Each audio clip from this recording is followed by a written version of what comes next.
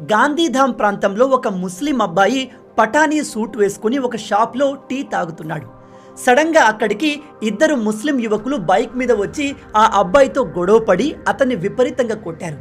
అతను వేసుకున్న ఆ పఠానీ సూట్ని పూర్తిగా చింపేశారు.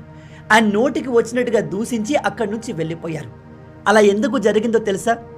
ఈ పఠానీ సూట్ వేసుకున్న ముస్లిం యువకుడు చిన్న కులానికి చెందినవాడు. ఇతని కొట్టిన ముస్లిం యువకులు అష్రఫ్ అనే పెద్ద కులానికి చెందిన వాళ్ళు. ఈ అష్రఫ్ ముస్లిం యువకుల ప్రకారం ఈ తక్కువ కులపు అబ్బాయి పఠానీ సూట్ని వేసుకోకూడదు. ఇండియన్ ముస్లింలు మేజర్గా 3 కులాలుగా డివైడ్ అయి ఉన్నారు. ఒకటి అష్రఫ్. ఈ అష్రఫ్లు ముస్లింలో అగ్ర కులానికి చెందిన వాళ్ళు. వీళ్ళు అప్పటి ముస్లిం రాజుల కులానికి చెందిన వాళ్ళు. అలాగే ప్రాఫెట్ మొహమ్మద్కి చాలా దగ్గరి వారు.